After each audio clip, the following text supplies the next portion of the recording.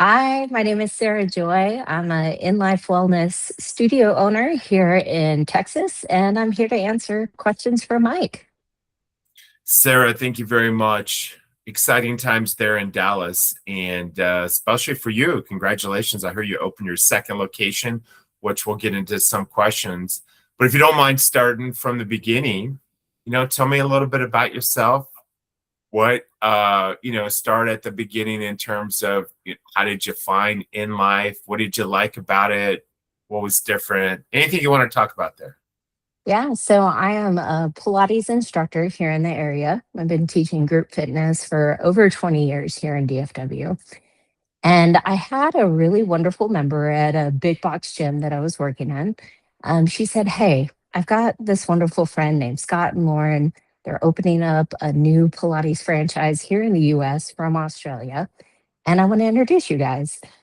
Initially, I'll tell this story because it makes me look bad. Initially, I said, "They can't afford me." And I totally blew him off, totally blew him off. But 6 months went through, and I met Scott for kind of like this really casual audition. And I just remember the number one thing when I walked into this studio, it's just so different from anything else that's out on the fitness market right now.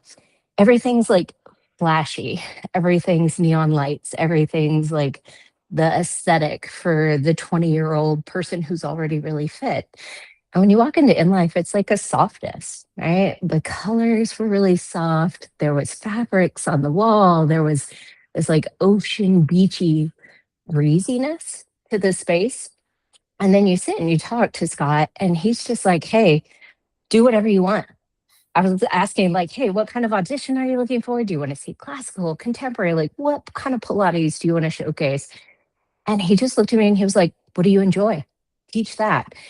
And that is literally in 20 years of teaching, that's the first time anybody has just looked at me as a professional and said, like, "Hey, what brings you joy? Why don't you do that?" And it was the most fun. That audition class, I taught bar, I taught cardio hit, like I boxed with them. We did classical Pilates, I taught short spine massage. We did athletic flow, and it was all in this beautiful 45 minutes. And I just remember leaving that audition being like, "Oh my God, I can't believe he just let me do that. I can't believe that he just gave me the autonomy and the freedom to teach a class that like felt authentic to me." So I loved that space. And pretty much right away I said, "I don't care how much you pay me. I want to come and teach here." And so I took on a Wednesday night block there at Addison and just fell in love with the members, fell in love with the space. I remember early on just feeling this connection to Lauren and Scott of like, this is not just something they do, but this is like a purpose for them. And you just feel it. Having worked in big box fitness for all these years, this just felt real. It felt authentic. It felt like we say the word community, we say the word culture, it's used all over the place. But truly, like these people, I had just been working at the studio for 2 weeks and I had my 40th birthday. They went out and bought me flowers after class and brought them to me. And it was like, man, that's just a good reminder of like friendship connection is so much deeper than just a Pilates class. So from there, I kept on teaching, went to some other studios they had at University Park. I was teaching there. And then one fateful morning, Lauren said, "Hey, let's go have some coffee." And she was like, what would you think about in your life, like owning a studio?" And I remember telling her very point blank, like, "Shut the fuck up. There's no way. I'm the talent. I am the talent. I am not the owner. I don't have the skills. I don't have the knowledge. I don't have like me and a P&L have never seen each other. I don't know what that means. I'm just like, is there enough money to buy the coffee? Yes or no, right?" And she said, "You should really think about it. Sit on it. Have some discussions." And so from that moment, it was a snowball effect. It was kind of like the the wheels started turning because she asked the real question, which is, can you sustain what you're doing for the rest of your life? And the truth was no. I was teaching so many classes and just burnt out. Like my life was run by my teaching schedule. I couldn't take a week off, or else that mean I didn't get paid. And so she asked the real question, which is like, is this sustainable for you? And it wasn't. It wasn't. And so the wheels started turning pretty quickly. Had some more conversations with Scott. We talked through where my finances were, what I could maybe do, not do. He gave me just great access into the inner workings of the systems that are in play at in life. I think that's the biggest thing was like, yes, I know Pilates, but I don't know how to run a CRM. I don't know how to run, an accounting, but there are already these great systems in place when I came into the franchise that were really quick and easy for me to pick up. I mean, marketing. I know how to play on Instagram and make cute reels and do stupid voiceovers on TikToks, but I don't know how to get people into the door. But again, we had all of that here at inLIFE. So it was really quick and fast and easy for me to learn. Um, That's I use this quote all the time.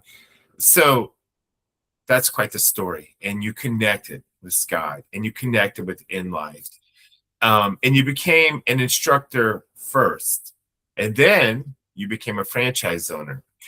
How long ago was that? How long were you an instructor for? Obviously, you fell in love with it right away. How long were you an instructor before you said, I've got to be part of this, and became a franchise owner? yeah. So in August of 2025, that's when I stepped into a full time teaching role. And then by the end of September, I had signed my first lease and signed my first franchise agreement. So less than 2 months, but I think it was just years in the making, and it was just having enough confidence to know that I could take that step. And there were systems in place to help me. I wasn't starting from scratch. Like I knew Pilates, but I didn't know all the extras. And because Scott had already created all these great systems in play, it was easy. It was a quick transition for me. So, yeah, you were an instructor. You knew that, like you said, you didn't understand P&L or how to run a business, but Scott helped you. And more than that, inLIFE had the systems in place for you. So they put the guardrails, and then you were off and running. And you were really off and running, right? Because Melissa is your first location. That's the city, Melissa. Talk about that. Talk to me about the 16-week process, the pre-opening, because your store is legendary already. How did that go? Yeah, Talk to me about that. How many members did you have before you opened? Tell me about that. sure, sure. I always love to start with the fact that I started my pre-sales while I was traveling through Bali and looking at beautiful spaces and feeling creative and like really nurturing my own spirit. And while I was doing that on the other side of the world, my pre sales started. And that's the beauty of this, right? Like, I have my lease, I have my permits working. I left for a full month and traveled while all the little pieces started to come together, right? So pre-sales used in great groups called Sales Hero. They got right into it real quick. The Expandus with their marketing and our landing pages, they started fast. It was kind of this slow, it's 16 weeks, so it starts out your ad spend is really low, and you're kind of just seeing a trickle, and you're getting your feet wet. You're understanding like, okay, how do I work with Sales Hero? How do I answer the emails? Like, how do I navigate each of these pre opening sales? But it got really quick and efficient for me. I always tell people like my pre sales per day, I was maybe spending an hour every day on my pre-sale work, and that was just following up on emails, that was staying connected into Sales Hero. I was checking in on Expandus with some of the ads, making sure that all the ads that we were running were good. One of my big pieces that I think is the great takeaway is that you really have to invest in organic content, right? Like inLIFE already has a great stock imaging for you to kind of get your feet wet, but I invested in pretty heavy um, organic content. So that meant like every time something was happening at the studio, I had a friend who's great in social media. She now does all the social media for all the studios. She was taking, videos. We were sharing kind of my story. I had a big career in cycling before this. So we were kind of constantly sharing what was coming. And that made a huge difference. And again, as we got going through the process, I had a delay. The delay caused about 6 weeks of delay till I opened. Initially, that scared the living snot out of me because I'm like, oh my God, now I have to keep paying for this marketing, which was an additional amount that felt really scary at the time. But that 6 weeks, like that extra marketing, that was even better for me. That was even like the delay was probably the thing that really helped take me over the edge because initially I was supposed to open February 14th. At that time, I think I had about 400 members, which was like incredible, amazing. But then with this 6 week lead out, I ended up opening with, I think our final number was somewhere in 774, somewhere like that. And right now my membership sit at about 815. 800 members before you even opened. And some of that was while you were in Bali. So Yeah, that's incredible. really. Yeah. So you came back, you opened to 800 members. And I know that the goal is 210, 220, and you did 800. Of course, you had a 6 extra weeks, so 20-week pre-opening, but that is incredible. That number is incredible. So while you're away, how were you able to come back with that many members? Day one, you have over 800 members. Was it hard to find instructors? I mean, how are you prepared to just open the floodgates literally and everyone comes in? What was that like? We run classes there at inLIFE Melissa from 5 a.m. to 10 p.m. at night, every hour on the hour. I have close to 110 classes on my schedule there. And what we do, which is so smart, one of the reasons I loved teaching it in life is that an instructor doesn't just teach one class. One class is like not worth my time, not worth the drive, not worth like this big to do, right? To put on one class. Instead, they offer blocks, right? So there are 4 class blocks: early morning, mid morning, afternoon, late afternoon, evening, late evening, even. And so that gives instructors 4 to 5 classes that they're just making the cash on for themselves, optimizing their time. And then for me as an owner, that's fantastic because then in my full schedule of a day, a day has, let's say, 20 classes on it.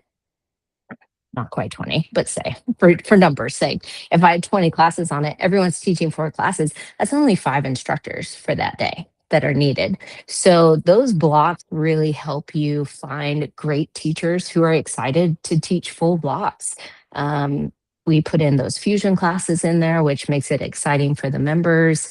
But yeah, the finding the instructors was not the hard part at all. It was really just like wishing that I had built 3 studios instead of one. That was the hard part. Sarah, I feel your passion. Uh, it's, it's contagious. It's infectious. And I love that. And you're still an instructor because you have so much passion. Two-part question, why do you remain an instructor? And I think you kind of answered in the beginning because you talked about the flexibility that inLIFE provides where you could do a lot. But talk to me about that. Is that what makes you talked about that's what makes inLIFE different, the variety of classes, you are energized by it. It just sounds amazing. And that is what makes inLIFE, one of the reasons it makes inLIFE very different than the other places. Yeah, at the end of the day, yes, I'll be an owner, which has secured my financial stability, which has secured my retirement. It means that I can take months off at a time and go travel the world, and income is still coming in. But also at the very end of the day, I love teaching. I love people. I love the connection. I love to give somebody 45 minutes to just feel their bodies, feel strong, and to have them leave and say, God, I feel so great. And it's like, there's no better feeling than knowing that you have made an impactful difference in somebody's day with this 45-minute reformer Pilates class. And the truth is, like, I love to keep on learning. I love to keep on pushing my own self and my own craft forward.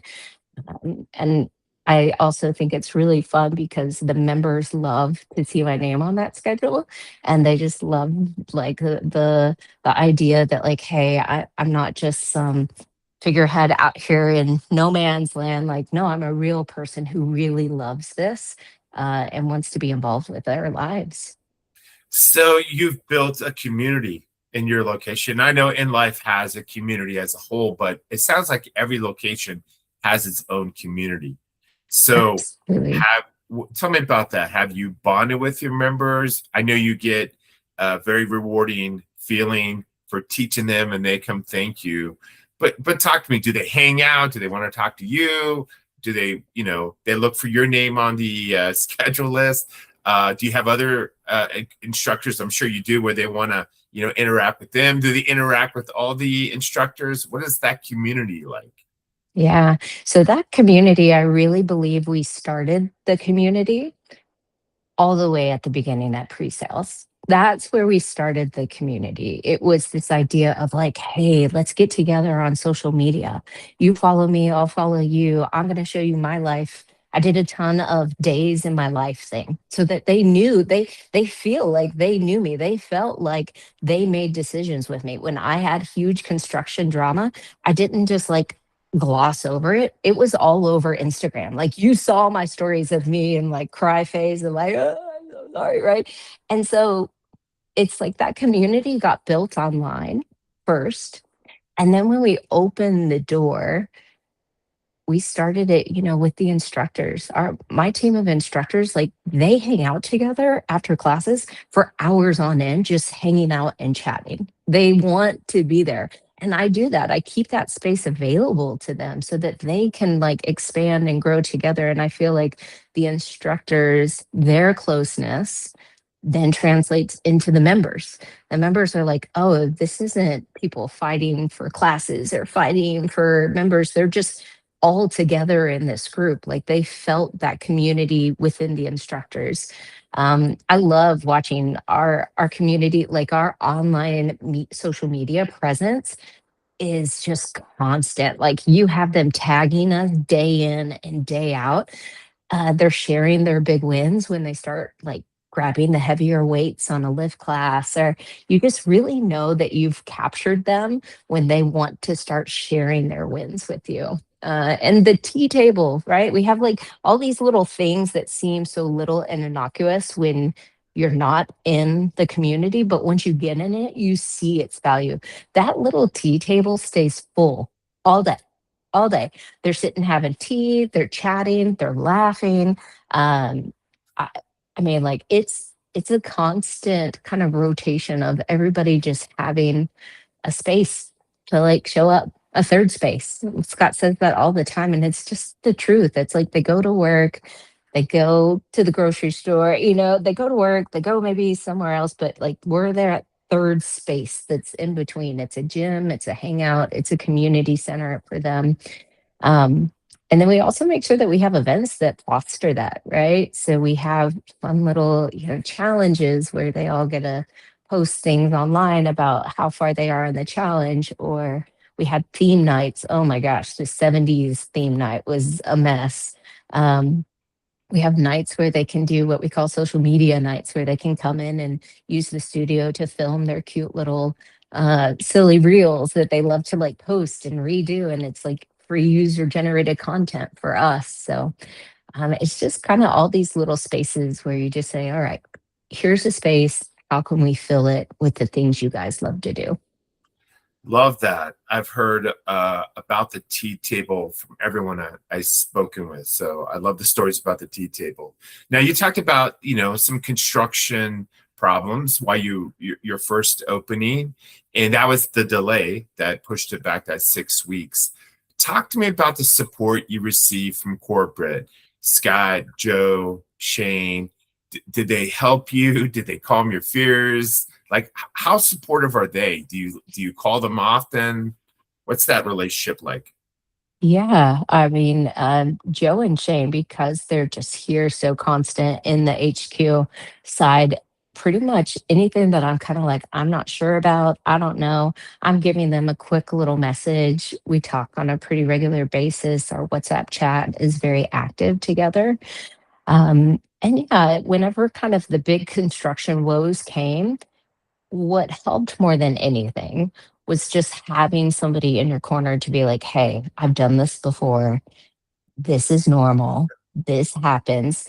People aren't going to leave. People aren't going to just roll out because you didn't open on time. People are understanding. It's just, I didn't know how members were going to react to that big delay.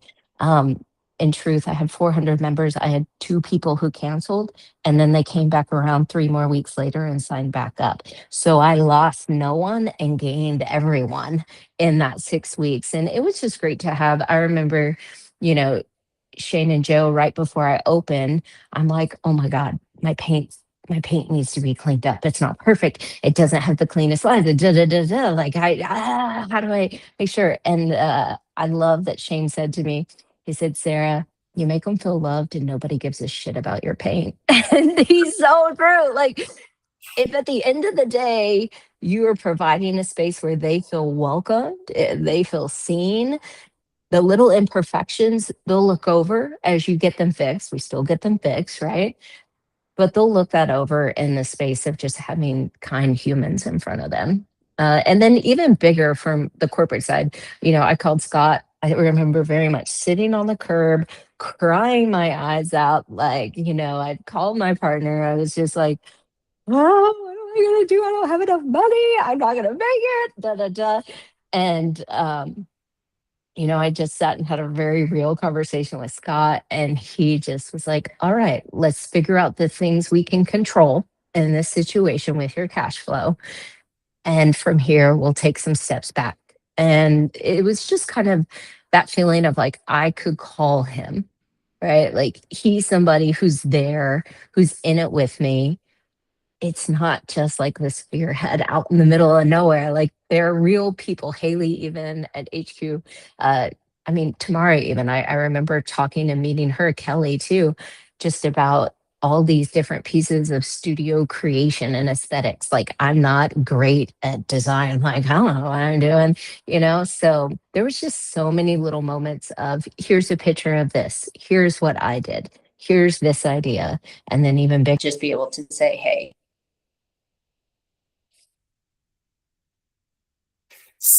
So that culture sounds amazing. The support is amazing. Scott's there, Shane's there, Joe's there. They helped you through that challenge. You also talked about, and you keep coming back to, your members are, yeah, inLIFE is very inclusive. So it sounds like you have a very diverse membership. My question is, how do you manage a class if you have a wide range of not only ages, because you're very inclusive and you could have younger folks to, I hear, 70 plus, but also differences in ability, right? Some are beginners, some are experts. And again, that's the great thing about inLIFE Understand, is you guys make everyone feel welcome. But how do you manage that? You have a class going and you see, okay, I got a pocket of beginners here, I've got experts here. What do you do to like kind of unite that? Because again, that's a strength in inLIFE, is to have that diversity. yeah. How do you manage that? Yeah, so that comes from our teaching style. So the teaching style that we do at inLIFE is called layering. Layering means that we show people essentially a base layer. Like, here's your first movement, reach and pull, pressing your hands down, lifting them back up. Just about everybody can do that, right? And then I say, all right, if you're feeling good, here's your second layer to try and progress. Then there's a third layer. There's a fourth layer. There's a fifth layer, right? And if you did all those layers with me, I assure you, your legs are shaking and your abs are burning, right? But it also means that person who's in my class for the very first time, they're still successful at layer one, reach and pull, pressing their hands down, lifting them back up. Um, a big piece of what I love so much in our space is that we're never going to call anybody out. I used to work in another space in which shaming was a big part of the culture. And that is just never what we do. We teach it in our teacher training how to give thoughtful, kind corrections quietly and individually. We teach them how to give the macro corrections, right? Which is to give to the whole group. And that layering technique, I truly believe it is the space in which our teachers excel. It's the space in which, even if they choose to go to a different studio, they're some of the best Pilates instructors out there because they can teach every single level. Excellent. Sarah, you had such success with Melissa that you decided to open another one. And we're talking, the second one was open within 6 months of the first location. And that recently opened in the last couple weeks. Talk to me about the second location. What did you learn from the first location that you transferred to the second location? How did it go? How many members? How did pre-sale go? Talk to me about the second one. Yeah, yeah. So our second location is in Murphy. It is about 35 minutes away from the Melissa location. I think the biggest thing I learned was that, wow, even though we're all in North Texas, communities function and act very different. Very, very different. So my Melissa group, whereas they might have reacted in one way, my Murphy community is reacting in a different way. So I have to make these kind of quick adjustments to figure out, all right, how do I meet everybody on the right middle ground that we're looking for? The Murphy pre-sales were a little bit slower, right? I think after having your very first one be like this banger gangbuster opening, it's a little bit like it felt a little bit scary to me to be like, wait, we only have like 400 members. That's all. But in truth, that's phenomenal, right? Like, that's incredible. It was a great opening. It did have to just make me be more mindful and thoughtful of the fact that whereas I might have needed such a big, heavy schedule in Melissa, that's not quite the space I need in Murphy, right? So, finding the ways in which to make the schedule make sense for the instructors financially for them, but also to make sense for us and our labor budgets. A big piece that was different for me for the second opening was that with the success of the first one, I was able to hire on some staff to really take on some of that burden, right? So we have an amazing director of operations. We now have an area director as well. So they have taken on some of those pieces so that now my real focus is just how do I stay connected to the community? How do I make sure that our key performance indicators are constantly rolling? And just making sure the culture stays intact.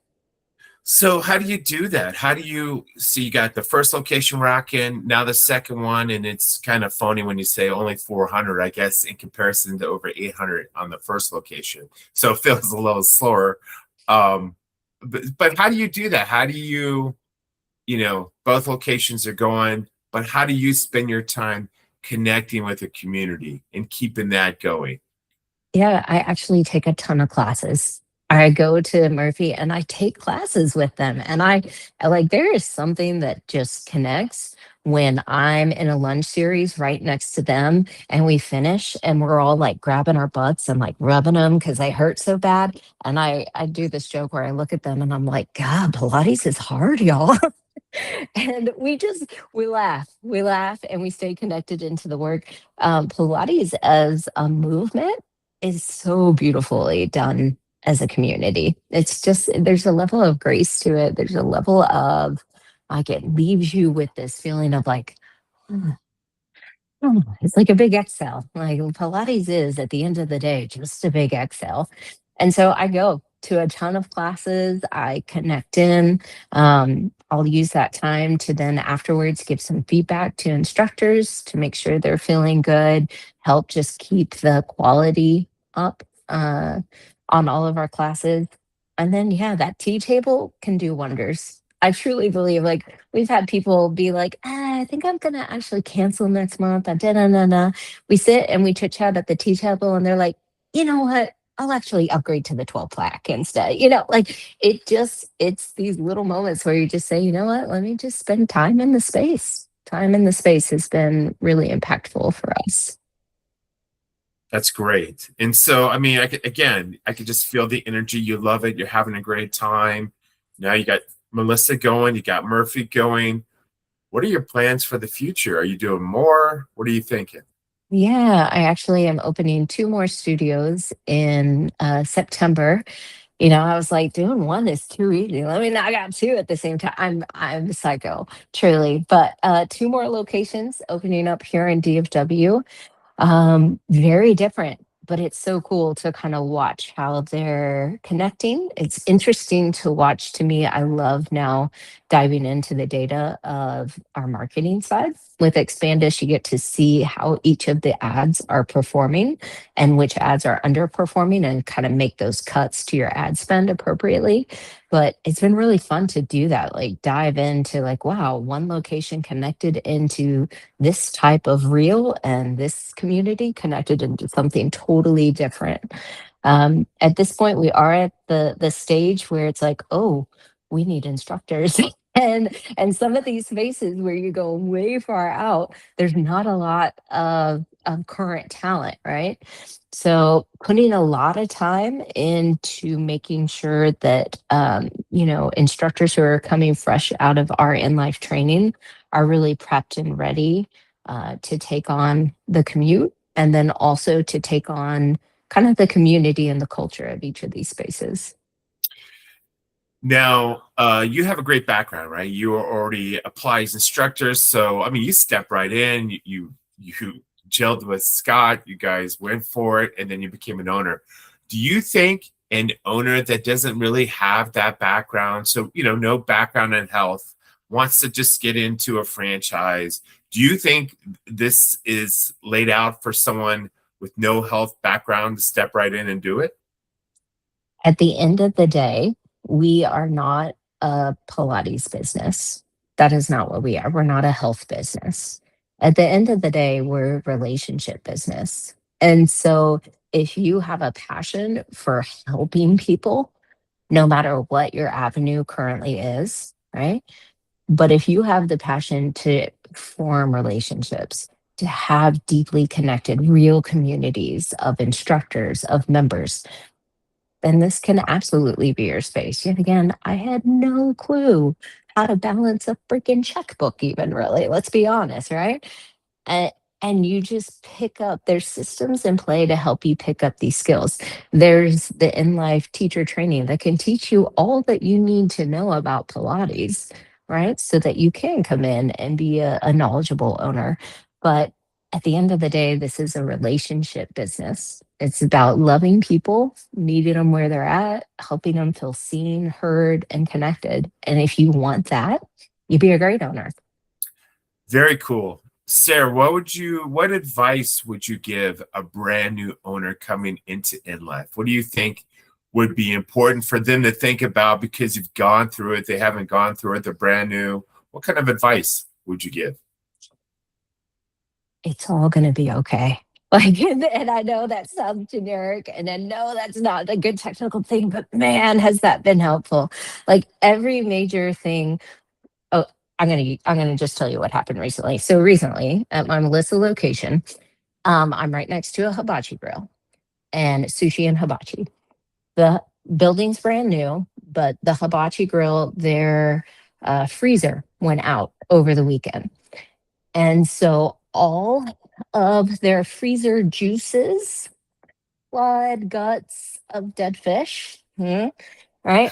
They seeped underneath the wall because they had not properly sealed, and it came into the studio, Yikes. right?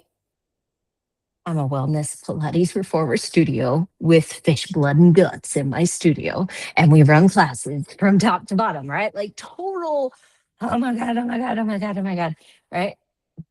But I keep reminding myself of like, I've had worse and I've figured it out. And it always was okay. Sure enough, I go in, my contractor's there, we knock it out, we figure it out. We've got solutions, we're working through it, right? And I love this. A new member had come in that day as I was trying to clean up and finish, right? And she's talking to the other instructor about the class. They just had a great time. I'm back here in this corner trying to get fish guts out of my studio, right? And the woman's like, I had the best time. This was the best class. I'm definitely going to sign up for the membership. Can we do that right now? And I'm like, yes, of course. I got it. I'm right here. And I say to her, I'm like, I'm so sorry for the mess. I really apologize. I know it also kind of smells like fish guts right now. Like, I'm just so sorry. And she goes, oh, I didn't even notice. And you Do just you, sit back for a minute, like, it all gets figured out. It's all going to be okay. And there will be construction drama. There will be hard learning curves, like all of that. It's just part of entrepreneurship. It's part of like owning a business. But at the end of the day, if you can say to yourself, like, it's all gonna get figured out. I'm gonna figure this out. It's all gonna be okay because it'll always be okay. the universe always makes it okay. Yeah, Love that. totally. She didn't even spell it. That's a great story. So Melissa open, Rocking 800 members. Murphy's open, 400 members. And you said two. So you'll have 4 stores open in your first year. How are you going to manage 4 locations open, growing like crazy? What is your plan to manage 4 locations? The plan is that I cannot, as Sarah Joy, manage all 4 locations. That's not viable, right? So instead, I'm creating a team. I'm creating a really uh, man, like these are people that I started with when I was, some of them are our current area director. She was a member when I started teaching. She became an instructor, and now she's going to be the area director of 4 different studios. She was a school teacher. She's left teaching to work full time here. So, all to say, like, I, as Sarah Joy, cannot manage all 4 of those, but I know how to get a team together. So, I've got a great team. We've got someone doing just the sales, right? Just managing sales, which is a huge part of the gig. And then I've got somebody that's handling kind of uh, more of the culture side, right? And within each of our studios, we also have a studio lead, right? And that's the boots on the ground person. That's my person that's running the cultural events. That's the person that's making sure that tea tables, standards, supplies are all there in the space. So there's now kind of some levels to it. Am I still going to go out every week and go take classes at every studio? Absolutely. Am I going to pop in and teach a class here and there? Yes, yes. But at the end of the day, it's not Sarah Joy who's going to be able to manage this. It's going to be a great team of people who understand and align with our mission. So that's interesting when you talk about, owning 4 locations in your first year. I mean, that's success, right? That is success.